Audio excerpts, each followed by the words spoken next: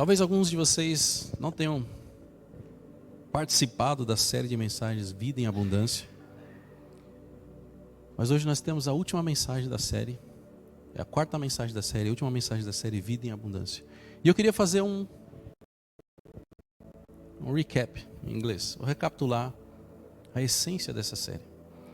A gente começou a série falando que a base dela era o versículo que está em João 10:10, que diz: o ladrão vem somente para roubar, matar e destruir. Eu vim para que tenham vida e a tenham em abundância. E de forma bem resumida, a gente falou lá no começo que Jesus nos disse que Ele tinha vindo para que nós tivéssemos vida em abundância. E a gente conheceu Jesus, se empolgou, falou: agora minha vida vai ser excelente. E aí, com o passar do tempo, com o passar dos anos, parece que as coisas não vão acontecendo do jeito que a gente imaginou. Parece que as dificuldades vão surgindo, parece que as coisas vão ficando mais difíceis do que a gente esperava. E alguns se perguntam: onde é que está essa vida em abundância que Jesus prometeu, que eu não estou vendo ela? Onde é que está isso? Por que eu não estou experimentando isso? Por que eu não estou vivendo isso? Eu entreguei minha vida para Ele, mas agora eu estou enfrentando lutas, só dificuldade, lutas, só problema. É tanta batalha que eu já nem sei mais o que é essa tal de vida em abundância. E nesse tipo de pensamento, nesse envolvimento com as batalhas, com as lutas, muitas vezes os cristãos se perdem nessa caminhada. Jesus prometeu uma vida em abundância e essa vida em abundância é como se fosse a nossa linha de chegada. Só que no meio do caminho as dificuldades, os problemas vão nos afastando e alguns se perdem no meio do caminho, alguns desistem, alguns ficam parados no lugar. Mas a verdade é que Jesus prometeu que nós teríamos uma vida em abundância. E Ele não só morreu na cruz pelos nossos pecados, mas Ele também começou uma obra que vai terminar nas nossas vidas, com a vida em abundância que Ele prometeu. E é por isso que o tema da mensagem de hoje é caminhando para a vida em abundância. Porque existe uma caminhada, existe um percurso que nós temos que fazer, e nós temos que continuar perseverando até que a gente chegue lá. A gente vai ler hoje um texto bíblico que está em Salmos capítulo 1, um salmo conhecido. Esse é fácil de achar. Se vocês não sabem onde fica Salmos, você divide a Bíblia no meio que você vai provavelmente abrir em Salmos. Aí você vai ter que ir para o comecinho dele.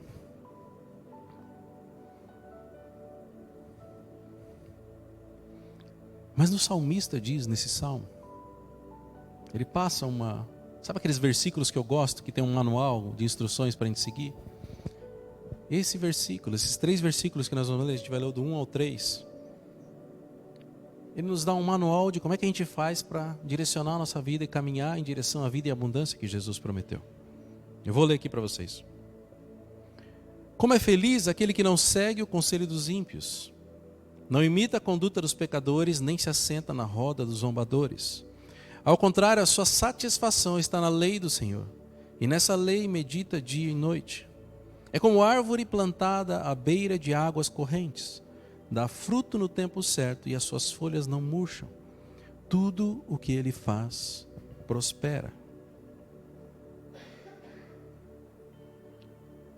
Existem alguns textos na Bíblia que eu falo que são como se fossem manuais. A gente já leu alguns esses dias, eu vou ler mais para frente, mas eu gosto de textos que dizem algo e colocam uma promessa no final. E esse texto tem instruções para que a gente siga, e no final ele termina dizendo: tudo o que ele faz prospera. Será que se você olhar para a sua vida agora, você vai pensar assim: tudo o que eu estou fazendo está prosperando? Estou deixando um tempinho para vocês pensarem. Será que tudo que vocês estão fazendo está prosperando? A maioria das pessoas nem sabe o que é prosperidade.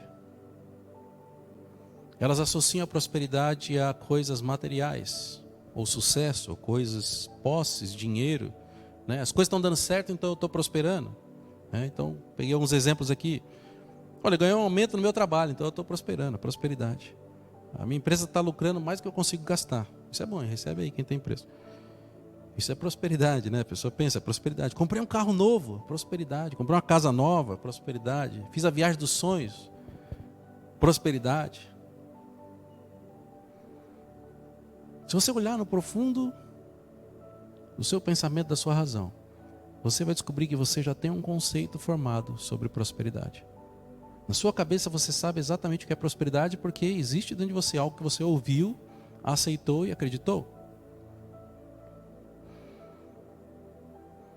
Agora, a gente está vendo que o salmista está dizendo que se você fizer algumas coisas, você vai ser próspero. Só que não adianta você fazer as coisas que o salmista está dizendo para você fazer se você não entendeu ainda o que é prosperidade. Porque talvez você vai receber uma prosperidade e falar, não é isso que eu esperava.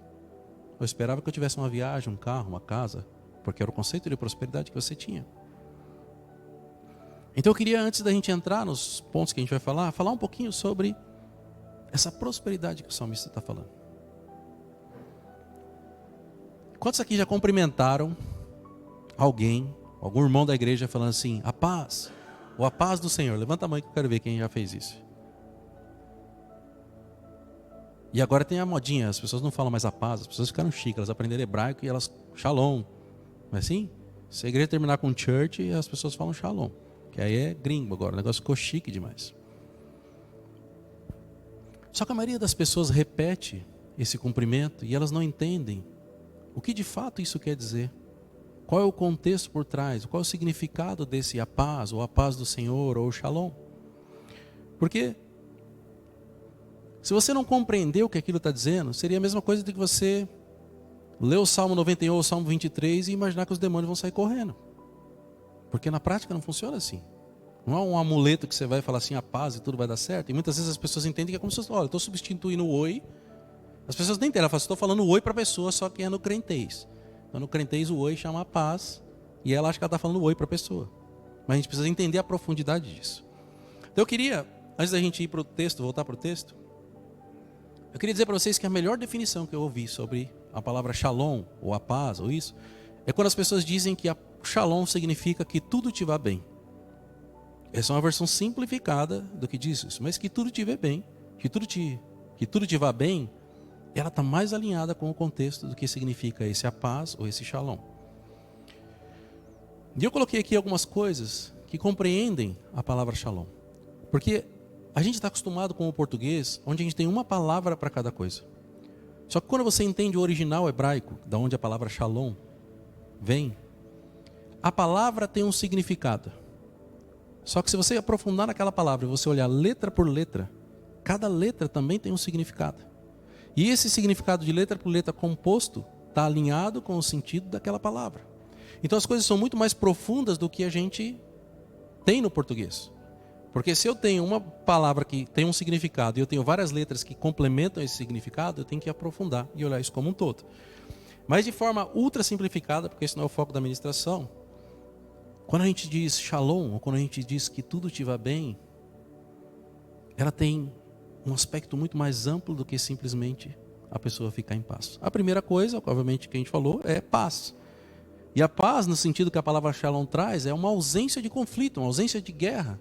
Seja um conflito com pessoas, seja um conflito interno, não existe luta, não existe nenhum tipo de desconforto. A pessoa literalmente descansa porque ela está em paz.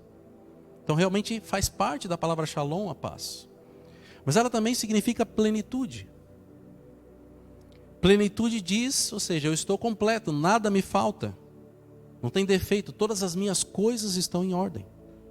E quando eu digo todas as coisas em ordem, não é só a prosperidade financeira, não é só, eu digo, eu estou bem comigo mesmo, a minha alma está bem, o meu relacionamento com Deus está bem, o meu relacionamento com as pessoas está bem, o meu relacionamento, minha parte profissional está bem. A plenitude é o todo, são todas as áreas da vida completas, sem problemas. Uma outra coisa que a palavra shalom carrega é a harmonia. Harmonia nos relacionamentos. Relacionamento com Deus. Relacionamento com as pessoas ao nosso redor. Relacionamento com a criação de Deus. Com a natureza.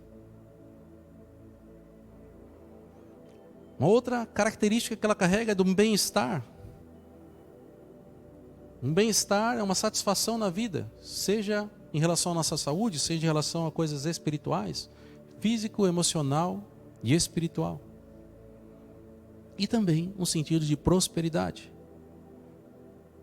Não necessariamente limitado ao sentido material, mas material, espiritual.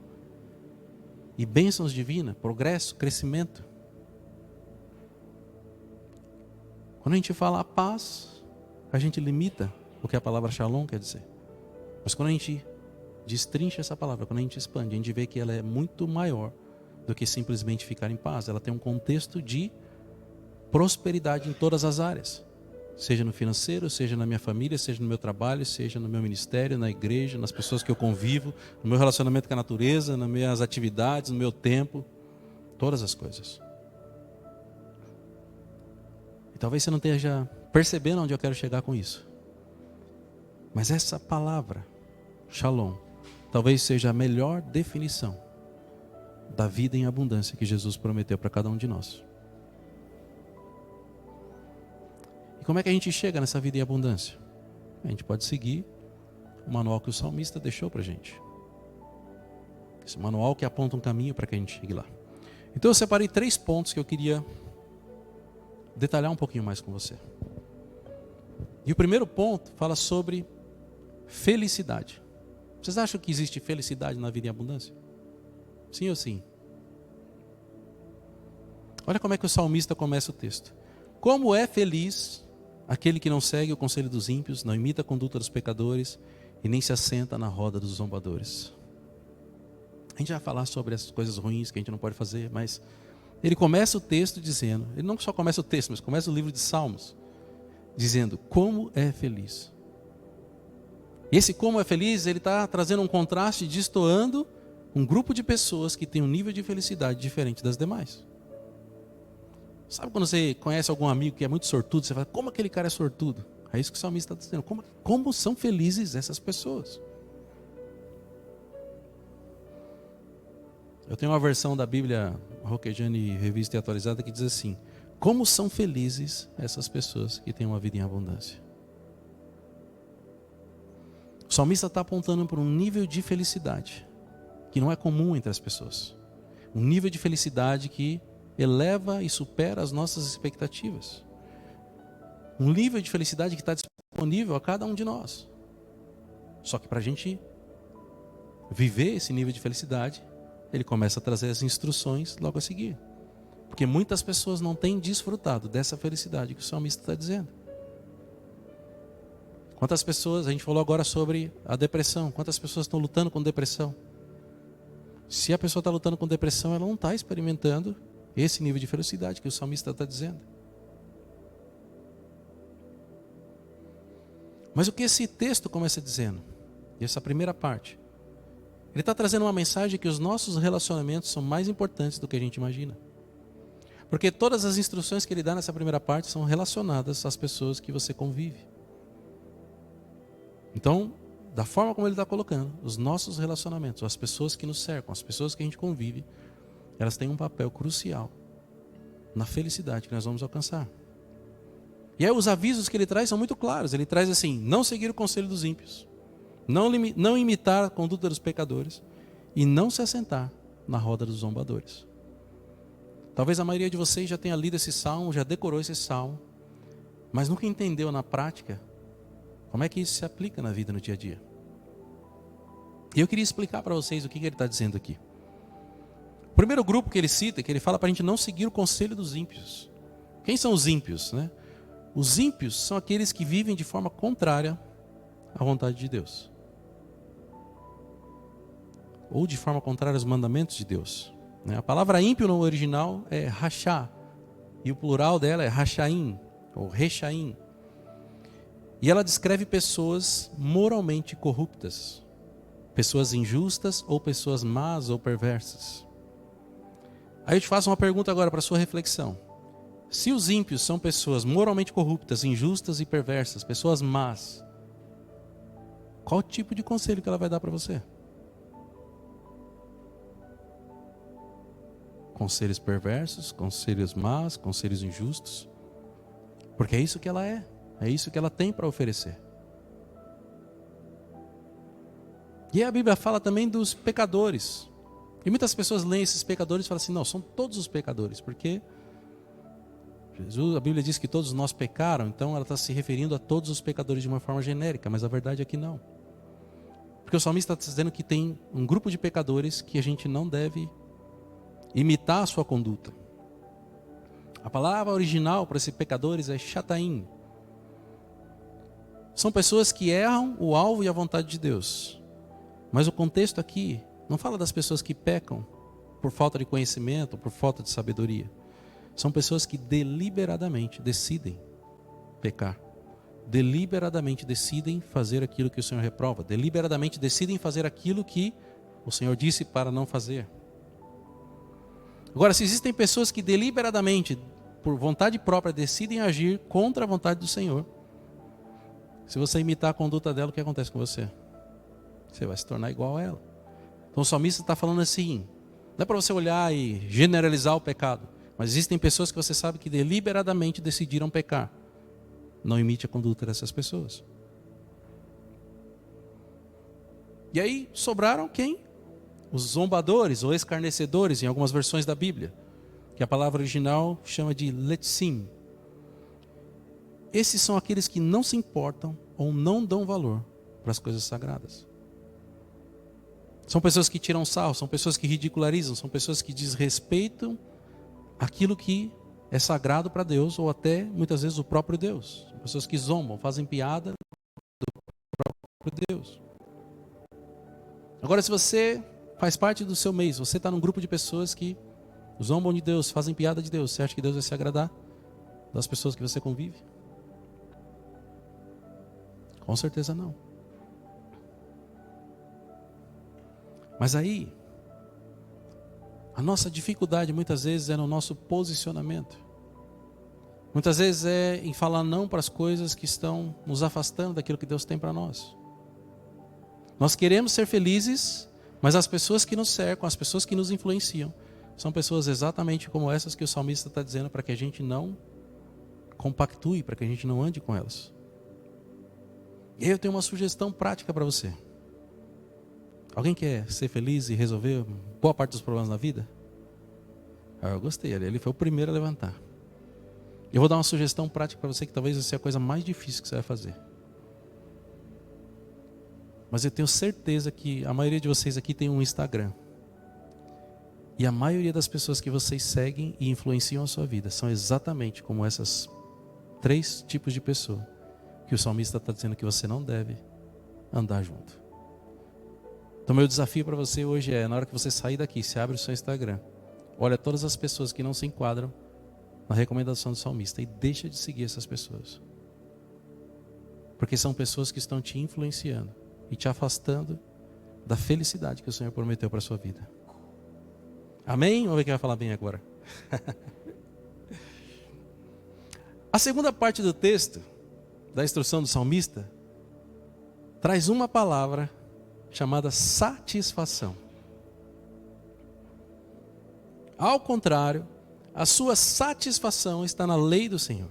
E nessa lei, medita dia e noite. Eu sei que a coisa começa a ficar difícil porque vocês estão entendendo que tem alguma coisa que vocês têm que fazer para a coisa dar certo. E aí quando dá trabalho, a gente normalmente desiste antes do tempo. A gente quer a coisa molezinha, facinho, tipo a papinha do neném que não precisa nem mastigar. A gente quer... Como é que eu faço para não ter nenhum esforço e só ter o lucro lá na frente? Mas antes da gente falar sobre meditar na lei do Senhor, como ele está dizendo aqui, eu queria dizer que o salmista está falando que existe uma satisfação. Se eu tivesse que traduzir aqui na minha Bíblia, Roquejane Almeida, não tem Almeida, Roquejane Revista e Atualizada, ela estaria assim: ao invés de você perder tempo com esses cabeça de bagre que você segue aí, você vai se sentir completamente pleno e satisfeito quando você mergulhar na palavra do Senhor e meditar nela o tempo todo. Isso aqui ficou fácil de entender, está melhor que a Nova Tradução da Linguagem de hoje. Mas esse é o segundo ponto, a segunda instrução para que a gente experimente uma vida em abundância. Esses dias eu comentei com alguém, eu não lembro quem que era, sobre aquele versículo que as pessoas falam assim: tudo posso naquele que me fortalece. E é um versículo lindo. Paulo afirmando: tudo posso naquele que me fortalece. Só que o que as pessoas deixam de enxergar é o contexto sobre o qual ele fala aquilo. E ele começa a falar assim: olha, eu aqui vou traduzir na minha versão para simplificar. Olha, eu tive fome, eu tive fartura de comida. Eu tive frio, eu estava bem agasalhado. Eu passei por problemas, ou eu estava passando por vitórias. Ele fala que em todos os momentos, seja nos momentos ruins ou seja nos momentos bons, ele conseguia passar por todas aquelas coisas, porque era o Senhor que fortalecia ele. Paulo encontrou no Senhor a satisfação que ele precisava para os momentos ruins e para os momentos bons. Nos momentos ruins, ele não ficava mal. Nos momentos bons, ele sabia que era graças ao Senhor que ele tinha conseguido aquilo. Mas existe uma satisfação nessa vida em abundância, que é a gente olhar para a nossa vida e entender que não nos falta mais nada. Talvez vocês conheçam pessoas que são tão felizes com tão pouco. E você fala assim, como é que essa pessoa consegue ser feliz desse jeito? Como é que ela consegue estar contente com essa vida, se está faltando tanta coisa para ela? Eu acho que a gente seria mais feliz se não tivesse internet ou televisão, porque a gente não ia ficar vendo as coisas que a gente quer comprar. A gente seria feliz. Mas tem gente que se contenta com tão pouco e a gente olha para ela, está feliz de fato com aquilo que ela conseguiu, com aquilo que ela tem. Se você olhar para as coisas que você pode comprar, as coisas que você consegue conquistar ou construir, os seus projetos, os seus sonhos, você vai descobrir que eles não têm limite. Você nunca vai estar satisfeito com onde você chegou. Quando eu estudava sobre finanças, eu descobri em um livro chamado... esqueci o nome do livro agora. Dinheiro e Vida chama esse livro. É um livro antigo. É de uma senhorinha que... a mulher já tinha uns 70 anos quando ela escreveu o livro. E ela trabalhou muito tempo com pessoas da Bolsa de Valores dos Estados Unidos. E ela conta que existe uma curva que parece uma ferradura. As pessoas começam a ganhar dinheiro e começam a adquirir bens e começam a crescer em patrimônio. Só que chega um determinado momento onde ela já tem muito mais do que ela precisa. E se ela continuar adquirindo patrimônio ou coisas, a satisfação de vida dela começa a diminuir, a ponto de chegar num momento como se ela não tivesse mais nada. É como se fosse uma ferradura. Ela começa falando, eu preciso de dinheiro para ser feliz, e ela vai ficando cada vez mais feliz e chega num ponto onde a quantidade de coisas e problemas que ela tem começa a ser um peso para ela, e aquela satisfação de vida se torna pior. Mas eu quero dizer para vocês que o que o salmista está dizendo é que existe uma satisfação que não depende daquilo que nós podemos construir ou conquistar, mas daquilo que vem do Senhor através do que Ele disse aqui para a gente, através da lei do Senhor e de meditar nela, ou seja, da palavra de Deus.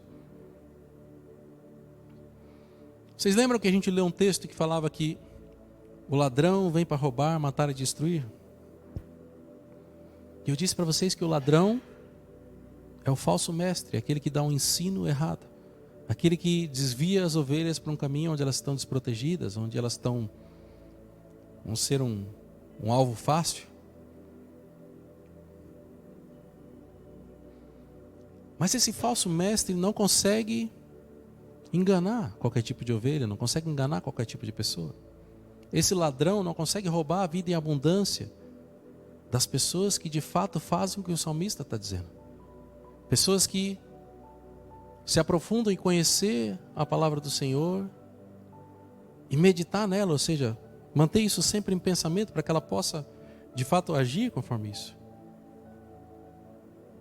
Esse ladrão ele vai alcançar as pessoas que são preguiçosas, desleixadas e convencidas. Provavelmente vão ter mais do que essas, mas eu pensei nessas três quando eu estava escrevendo isso. O preguiçoso é aquele que diz que não tem tempo. Conta aqui, eu não vou fazer vocês levantarem a mão, que vai ser triste. Muita gente fala, olha, eu não tenho tempo para estudar a Bíblia. Essa é uma desculpa comum das pessoas.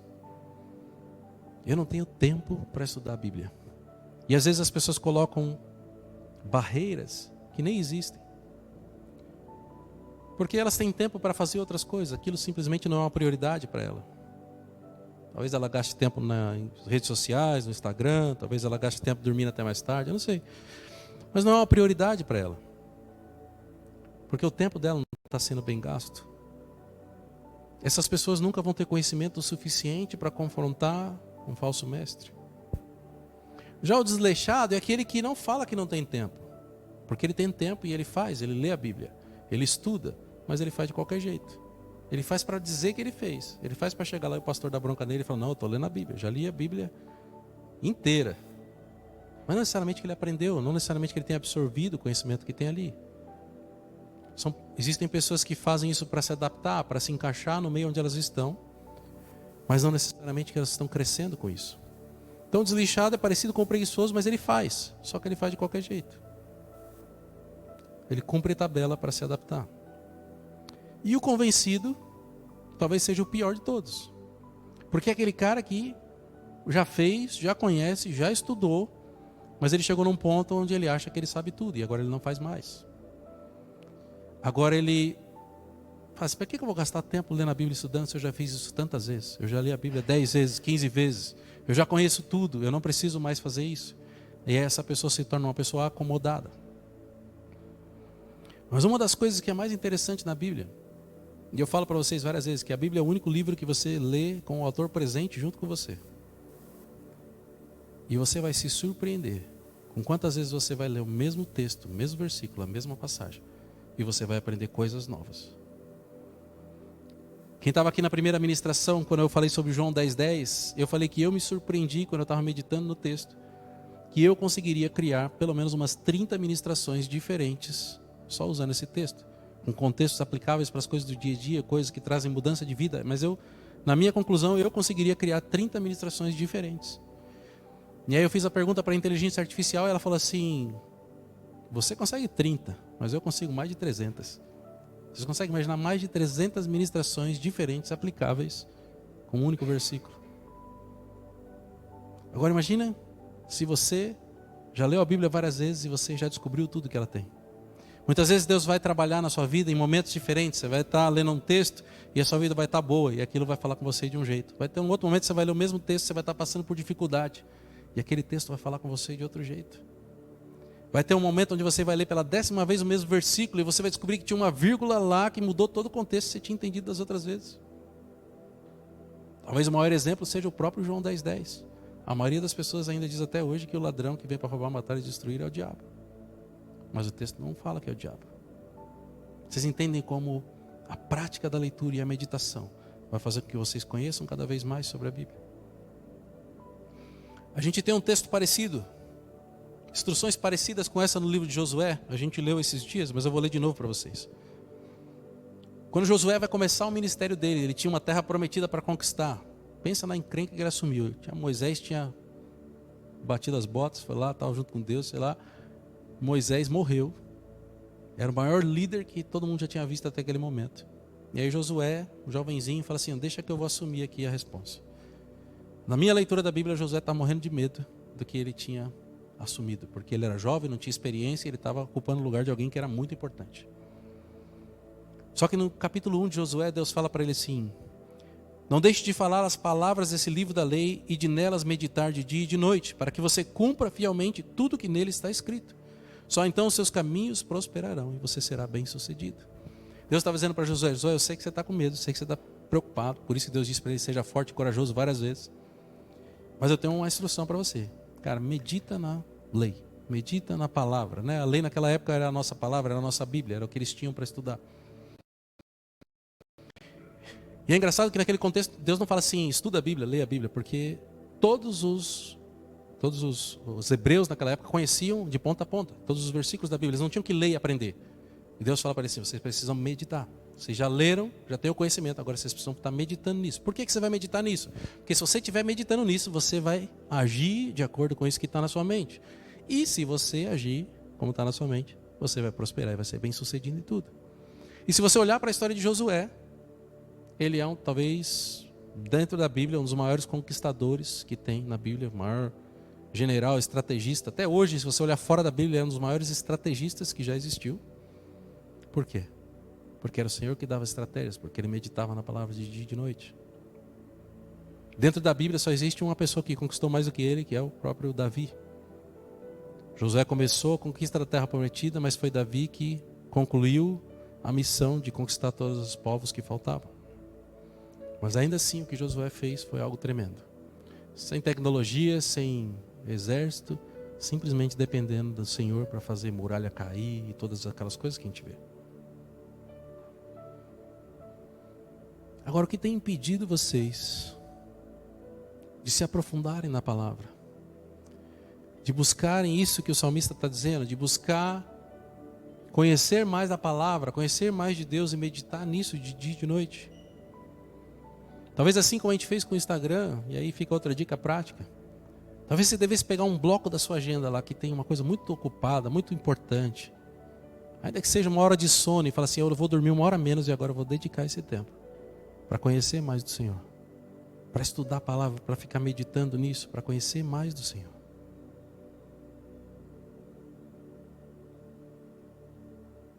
E o terceiro ponto fala sobre prosperidade. E a prosperidade aqui, eu acredito que seja o nosso shalom. O salmista termina esse trecho dizendo: é como árvore plantada à beira de águas correntes, dá fruto no tempo certo e suas folhas não murcham. Tudo o que ele faz prospera.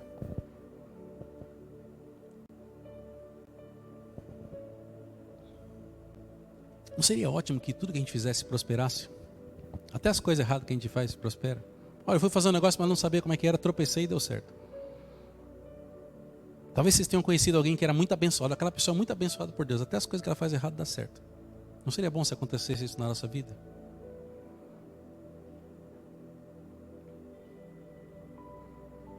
O salmista, até o versículo anterior, ele disse o que nós não deveríamos fazer. Mas no finalzinho ele diz o que nós deveríamos fazer, ou aquilo que nós nos tornaríamos se a gente fizesse as coisas que ele disse para a gente fazer. E ele nos traz uma ilustração de uma árvore. Qual foi a última vez que você parou e ficou admirando uma árvore? Na correria do dia a dia ninguém mais presta atenção em árvore nenhuma, não é verdade? Se tiver árvore, se não tiver árvore, a gente passa, não vê. É tanta correria, tem que pegar o carro e vai, as árvores passam e a gente sabe que tem árvore. Quando é que a gente lembra da árvore? Quando começa a cair folha no nosso quintal, a gente tem que varrer. A gente fala, poxa, essa árvore está aqui atrapalhando as coisas aqui. Eu tenho que varrer, fez sujeira no meu quintal. Ou quando você para o carro em algum lugar, os passarinhos estão lá na árvore, no puleiro, e você já sabe como é que fica o capô do carro depois. Você fala, poxa, não devia ter parado debaixo da árvore. Ou sei lá, se tiver uma tempestade que arranca os galhos da árvore e quebra alguma coisa sua, gera um prejuízo, aí você fala, aí você presta atenção na árvore.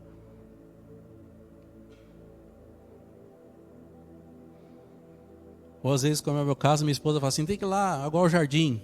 Eu falo, poxa, tem que ir lá jogar água na árvore. Aí a gente presta atenção na árvore, não é assim? Só que olha como as coisas são interessantes, porque no nosso contexto a gente não presta atenção nas árvores. Mas se a gente voltar para a época onde o salmista escreveu, existia um rei que morava num palácio, existiam algumas pessoas que tinham um certo nível de luxo, mas a maioria das pessoas não tinha muitos dos confortos que nós temos hoje. Aquelas pessoas não podiam entrar no carro delas e falar, vou ligar o ar-condicionado, deixar bem geladinho, porque Limeira está passando de 40 graus hoje. Vou correr para chegar no escritório que lá tem um ar-condicionado. Eu vou para minha casa e vou ligar um ventilador. Não tinha essas coisas. A verdade é que se eles tivessem que sair para ir trabalhar, eles tinham que ir caminhando com sol na cabeça. Se eles tivessem que descansar na hora do almoço, não tinha uma empresa com ar-condicionado para eles descansarem depois do trabalho. E provavelmente quando eles voltavam para suas casas, também não tinha nenhum tipo de refrigeração. As casas eram feitas de tijolos, de blocos. Nem sei quando foi inventado o ar-condicionado, mas com certeza não tinha ar-condicionado nessa época aqui. E aí tem outra coisa engraçada que fala sobre esse texto. Quantas vezes você olhou para a chuva e falou assim, poxa, choveu como uma coisa ruim assim. Choveu, agora tem um transtorno, agora eu vou ter que achar um guarda-chuva, agora eu vou me molhar, agora eu vou estragar minha chapinha, eu tenho que tomar cuidado aqui para não estragar a minha. Para nós a chuva é um fardo, um peso, um problema. Só que nessa época desse povo, a chuva, a água era escassa. Existem lugares em Israel que até hoje só chove uma vez por ano. Sabe quando as pessoas falam assim, a chuva é bênção de Deus? A gente não enxerga dessa forma, porque não existe falta de água para nós. Mas naquele tempo, tinham pessoas que esperavam um ano inteiro pelo dia da chuva. E nesse ano inteiro eles tinham que, sei lá, economizar água. Eu nem sei como é que eles faziam. Até hoje, eu sei que eles tinham uma série de métodos e coisas que eles faziam para armazenar água, cisternas, essas coisas, mas a gente nem liga para a água hoje. A gente gasta água à torto direito, né? A não ser que você tenha criança que aprende na escola e fala, pai, tem que fechar a torneira. A gente normalmente não se preocupa tanto com isso. A gente preocupa com a conta de água, quanto vai custar. Mas não é a mesma preocupação que eles tinham, porque não existia água. Se não tivesse água para beber, eles morriam. Os animais morriam, a plantação morria. Então quando eles falam que chuva é bênção de Deus, é porque aquela chuva trazia a prosperidade para tudo que eles precisavam. Para o gado, para a plantação, para todas as coisas que eles tinham. Eles dependiam daquilo e muitas vezes eles tinham aquilo poucas vezes no ano. Era raro, escasso, dependendo da região onde eles estavam. As árvores para aquelas pessoas representavam a prosperidade. Porque onde tinha água, tinha árvore. Não existia, uma árvore não prosperaria se não houvesse água. Mas a árvore também trazia o alimento. A árvore trazia a sombra nos dias de calor. Ela trazia o conforto e a segurança. E eles enxergavam aquilo como uma bênção de Deus para as suas vidas. Daria para a gente ficar falando sobre a árvore um tempão e uma série de paralelos com o quanto a árvore representa a bênção de Deus na vida daquelas pessoas. Mas o que importa nesse texto é que ele está dizendo que a sua vida pode ser tão abundante que você pode ser como uma daquelas árvores de antigamente. Não essa que você passa e ignora, mas como aquelas árvores cujas pessoas dependiam, cujas vidas dependiam pelo alimento, pela proteção, pelo cuidado. O salmista está dizendo que você que vive uma vida em abundância vai ser como essa árvore. E como é que a sua vida vai ser como essa árvore? Ela só vai conseguir ser igual a essa árvore se você estiver próximo de uma fonte de água. A fonte de água que trazia os nutrientes, é o que irrigava, o que fazia com que aquela árvore prosperasse. Como eu falei, a gente tem água em abundância hoje. Mas uma coisa que tem faltado na vida das pessoas é um fluir de Deus. Sabe quando Jesus diz que rios de água viva fluiriam do nosso interior? Esses rios de água viva não vêm daquilo que a gente pode fazer, mas vêm do nosso relacionamento com o Senhor. E quando esses rios de água viva estiverem fluindo sobre as nossas vidas, nós vamos ser como essa árvore que dá fruto no tempo certo e que as folhas nunca murcham. Esse é o shalom de Deus na nossa vida. E a vida e a abundância que Jesus prometeu. A prosperidade na nossa vida é condicional. Ou seja, a gente precisa fazer algo para a gente alcançar ela. A gente não pode simplesmente crer que Jesus já fez tudo e eu não preciso fazer mais nada. Vocês lembram do finalzinho do texto de Josué? Ele termina dizendo assim: só então os seus caminhos prosperarão e você será bem sucedido. Deus está dizendo para Josué: só então, Josué. Não adianta você esperar que você vai prosperar e vai ser sempre bem sucedido se você não seguir as minhas instruções, não seguir aquilo que eu estou te dizendo. Mas se você fizer todas essas coisas, aí então, ou só então, seus caminhos prosperarão e você vai ser bem sucedido. Tanto o Salmo quanto o texto de Josué nos traçam um caminho para que a gente possa experimentar essa vida de prosperidade e abundância. Agora, o que eu queria que vocês refletissem é que a vida em abundância depende de uma decisão de cada um de vocês. Talvez alguns de vocês vão sair daqui e vão voltar para a mesma vida que vocês viveram até chegar aqui.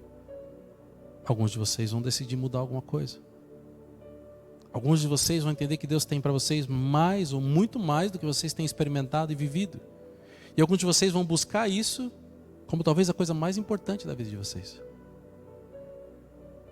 E eu orei muito para que essas pessoas pudessem se tornar como essas árvores, para que elas possam impactar todas as pessoas ao redor delas.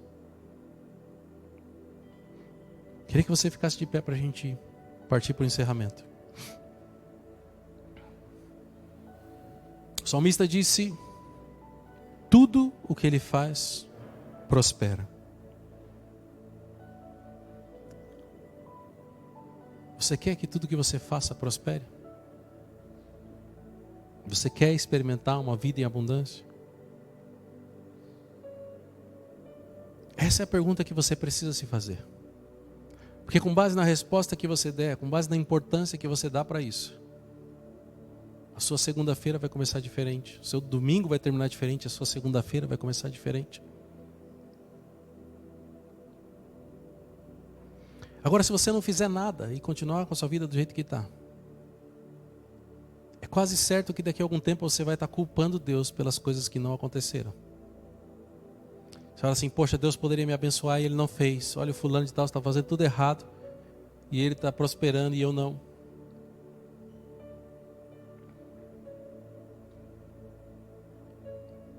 A gente tende a culpar Deus pela nossa omissão ou pelo nosso fracasso em obedecer e seguir aquilo que Ele tem para a nossa vida. E a verdade é que a igreja cristã hoje está cheia de pessoas que se posicionam como vítimas. Poxa, Deus não me ama, Deus não me ajuda, eu mereço. Porque elas foram ensinadas por falsos mestres, não é isso que a palavra diz. Deus não diz que Jesus era o gênio da lâmpada, que você ia fazer um pedido, Ele ia te atender a todo momento. Então a igreja está cheia de vítimas e faltam os protagonistas que vão falar assim, poxa, eu não estou fazendo a minha parte, agora eu vou fazer. E eu vou começar a fazer a minha parte, eu sei que o Senhor vai me honrar e essa vida em abundância que Ele prometeu, eu vou experimentar. Queria que você olhasse para a imagem que eu tentei criar aqui, eu não sei se ela vai aparecer direito. Mas, para mim, essa talvez seja a melhor representação do que o salmista está dizendo. E tem um versículo aqui que eu vou ler para vocês, de Jeremias. Mas a gente tem uma árvore que prospera em meio a todas as coisas. Imagina que existem crises, existem problemas e as coisas ali não estão funcionando, as árvores não estão prosperando, mas existe uma no meio que as suas raízes conseguem alcançar as águas que estão fluindo. E essas águas representam o nosso Deus, o Deus que a gente serve, o Deus que a gente crê. Mas existe uma distância entre a árvore e onde Deus está passando. E aqui é o nosso esforço. Essa árvore teve que crescer e se esticar para conseguir chegar nas águas que fluíam, e muitas vezes isso é o que nós precisamos fazer. Só o que você precisa fazer é chegar até o Senhor. Jeremias 17, 7, 8 que está ali diz, mas bendito é o homem cuja confiança está no Senhor, cuja confiança nele está. Ele será como uma árvore plantada junto às águas e que estende as suas raízes para o ribeiro. Se você quiser experimentar uma vida em abundância, só o que você precisa fazer é estender as suas raízes para o ribeiro. A gente falou na hora da ceia que Jesus nunca quebrou a parte dele da aliança. E normalmente a gente é quem pisa na bola e quebra. Talvez o estender as raízes para o ribeiro é simplesmente você falar assim, Jesus, eu quero restaurar a minha parte da aliança contigo. Jesus, eu quero experimentar esse fluir e essa vida em abundância na minha vida. Queria que você fechasse os seus olhos, eu vou orar por você. Senhor, em nome de Jesus, Pai, eu coloco diante de Ti, Senhor, cada um dos Teus filhos e filhas, Pai.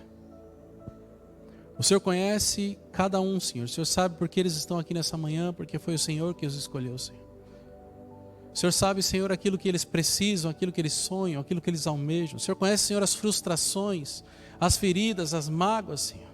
O Senhor conhece muitas vezes, Senhor, aquilo que um dia foi omissão da parte dos Teus filhos e que eles transferem essa culpa e essa responsabilidade para Ti, Senhor. E eu oro, Senhor, para que toda mentira, para que todo engano caia por terra nessa manhã, nesse momento, Senhor. Eu oro, Senhor, para que aquilo, Senhor, que eles ainda não experimentaram, Senhor, essa vida em abundância que o Senhor prometeu, que isso possa queimar, Senhor, nos seus corações, que eles possam, Senhor, experimentar, Senhor, cada vez mais de um novo nível de intimidade contigo, Senhor. Que eles possam, Senhor, estender as suas raízes para Te alcançar, Senhor. Não importa, Senhor, o esforço, não importa, Senhor, aquilo que custe, mas que eles possam, Senhor, Te alcançar, Senhor. E quando eles Te alcançarem e Te tocarem, Senhor, assim como essa água dessa imagem, Senhor, que eles possam sentir, Senhor, um renovo fluindo através das suas vidas, dos seus corações, das suas mentes, Senhor. Que eles possam sentir, Senhor, os nutrientes espirituais que faltavam, Senhor. Que eles possam sentir, Senhor, experiências que eles nunca experimentaram. Que eles possam, Senhor, descobrir em Ti, Senhor, os planos e propósitos que o Senhor tem para a vida de cada um deles, Pai. Senhor, não permita mais que os Seus filhos sejam roubados, Senhor. Não permita, Senhor, que eles continuem caminhando no engano. Não permita, Senhor, que eles continuem acreditando que tudo que eles estão experimentando é o que o Senhor tem para eles, quando existe muito mais, Senhor. Expande, Senhor, as raízes. Transforma, Senhor, aquelas árvores mortas em árvores vivas, Senhor. Mostra, Senhor, que só o que as pessoas precisam é de Ti, Senhor. Não é na força do braço, não é no esforço, não é através do cansaço, não é através de perder noites de sono, Senhor. Mas é por confiar em Ti, Senhor. Senhor, em nome de Jesus, Senhor. Começa agora, Senhor, a trabalhar no coração dos Teus filhos e filhas. É o Teu Espírito que trabalha, é o Senhor que faz, Senhor. E a despeito daquilo que nós podemos acreditar ou ver, Senhor, o Senhor trabalha em todos os detalhes, Senhor. E o Senhor trabalha de formas que nós não conhecemos, Senhor. Mas eu oro, Senhor, para que o Senhor trabalhe na vida de cada um aqui, Senhor. Cada um naquilo que eles precisam, cada um da forma como eles precisam.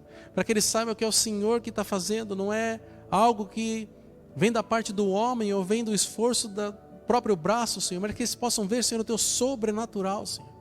Quebrando cadeias, trazendo oportunidades, trazendo situações, Senhor, de crescimento. Que eles possam, Senhor, cada vez mais, Senhor, se aproximarem de Ti, Senhor. Que eles possam desenvolver, Senhor, um relacionamento íntimo contigo, Senhor. Restaura, Senhor, toda aliança que foi quebrada, Senhor. E que eles saiam daqui, Senhor, renovados, Pai. Em nome de Jesus, Senhor. Em nome de Jesus, Senhor. Amém. A gente vai ter um tempo agora para honrar o Senhor com os nossos dízimos e com as nossas ofertas. Você pode tocar a mão. Eu senti no meu coração de compartilhar algo com vocês hoje. E eu nem escrevi nada, porque estava no meu coração.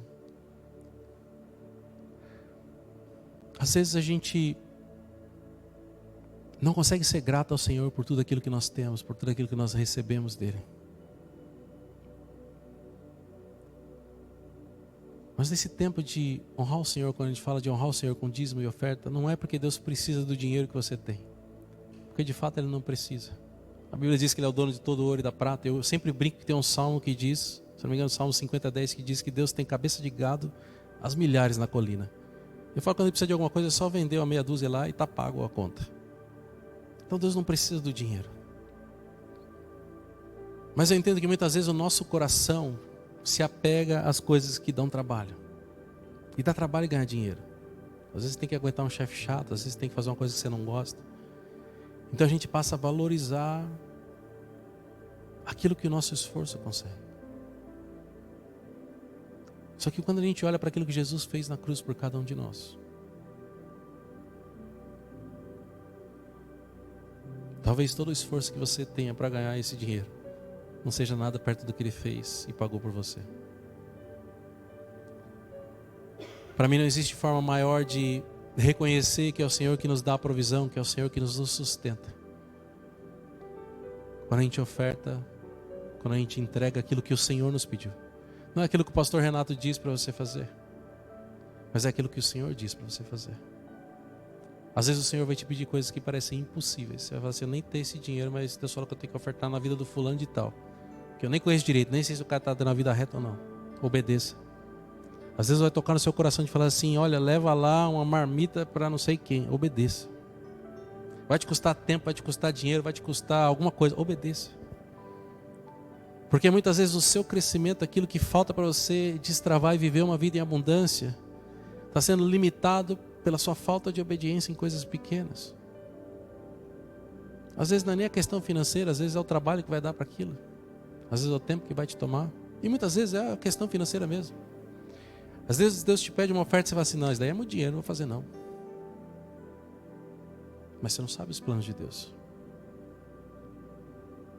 Eu me lembrei agora uma vez, eu estava assistindo uma ministração de um pastor, que eu gosto bastante, o pastor Batista. E ele conta que ele foi ministrar, uma igreja chamou ele para ministrar. E ele já fala assim, poxa Senhor, eu vou ministrar, mas assim, me ajuda porque eu estou apertado de dinheiro, aquela igreja não oferta nada. Ele foi preocupado. E ele tinha, acho que ele tinha comprado um imóvel e ele tinha o valor da assinatura do contrato, ele tinha um cheque que ele ia entregar na segunda-feira. E ele deixou o cheque na carteira, segunda-feira de manhã eu vou lá e vou entregar o cheque da compra do imóvel, que era um valor alto. Era só a entrada, não era muito alto, mas assim, não era um valor qualquer, era um valor alto. E ele conta que quando ele chegou para ministrar naquela igreja, ele falou, que bom, né? Pelo menos tem um cafezinho aqui, eu não vou receber nenhuma oferta, mas tem um cafezinho. E aí o pastor fez o apelo para os dízimos, para as ofertas.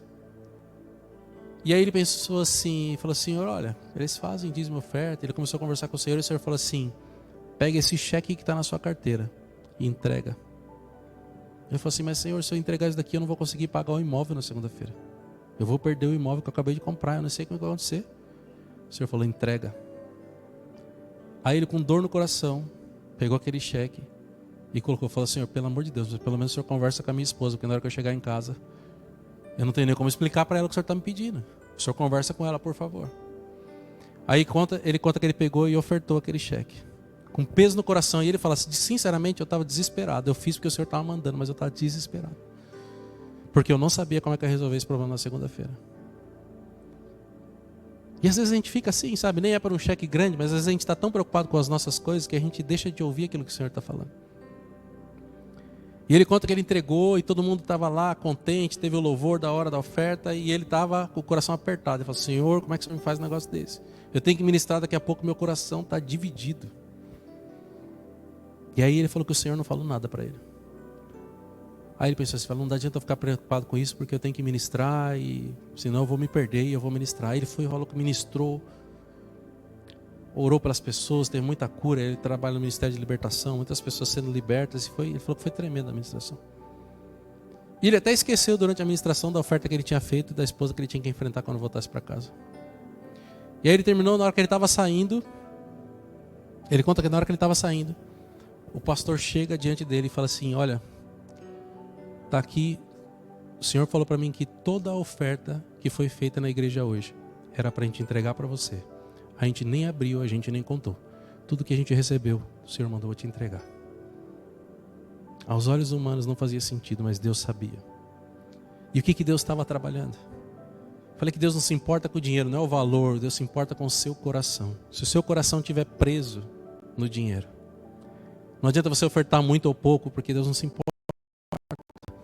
Deus um dia falou assim, olha lá para esses fariseus que jogam as moedas, que fazem barulho, mas aquela senhorinha colocou uma moedinha e a oferta dela foi maior do que todas. Deus se importa com o seu coração. E uma das características de pessoas que vivem vida em abundância é que o coração delas está no Senhor e em nada mais. Amém? Queria que você fizesse uma oração no seu lugar aí, se você sentir no coração de ofertar. Você pode trazer aqui durante o louvor, você pode trazer seu dízimo, sua oferta aqui no Gasofilaço. Se você quiser fazer através do Pix, tem o QR Code aqui, ou também o Pix oferta@ialimeira.com.br. Tuas primícias, ó meu Deus, eu venho trazer os primeiros frutos, minha fidelidade a ti. Eu separei o meu melhor para te honrar, pois em minha vida o Senhor está. Tuas primícias, ó meu Deus, eu venho trazer os primeiros frutos, minha fidelidade a ti. Eu separei o meu melhor para te honrar, pois em minha vida o Senhor está em primeiro lugar. Senhor, eu coloco diante de Ti, Senhor, cada coração, Senhor, disposto a se entregar, Senhor, a entregar não só daquilo que o Senhor deu, Senhor, mas reconhecendo que o Senhor é o provedor de todas as coisas, reconhecendo que o Senhor é como aquele rio que traz, Senhor, tudo que aquela raiz precisa, que aquela árvore precisa, Senhor. E eu oro, Senhor, em nome de Jesus, Senhor, para que cada semente derramada nessa manhã, Senhor, que ela possa prosperar, que ela possa multiplicar, Senhor, e que uma prosperidade como o Shalom que nós ministramos aqui, Senhor, venha alcançar, Senhor, cada um dos teus filhos e filhas serem muito mais do que aquilo que o dinheiro pode comprar, Senhor. Que eles possam ser abençoados em todas as áreas das suas vidas, Senhor, em nome de Jesus, Senhor. Em nome de Jesus, Senhor. E eu oro, Senhor, para que o Senhor leve em segurança a cada um dos teus filhos, Senhor. Que eles possam, Senhor, aproveitar esse domingo, Senhor, sentindo a tua presença, ouvindo a tua voz, Senhor. Leva-os em segurança para suas casas, Senhor. E começa, Senhor, um novo tempo nessas vidas, Senhor. Um tempo de vida e vida em abundância sobre cada um dos teus filhos, Senhor. Que eles possam, Senhor, seguir, Senhor, os conselhos do salmista e que eles possam experimentar, Senhor, muito mais do que eles sonham, pensam ou imaginam. Em nome de Jesus. Que Deus abençoe e vocês tenham uma excelente semana. Fiquem com Deus.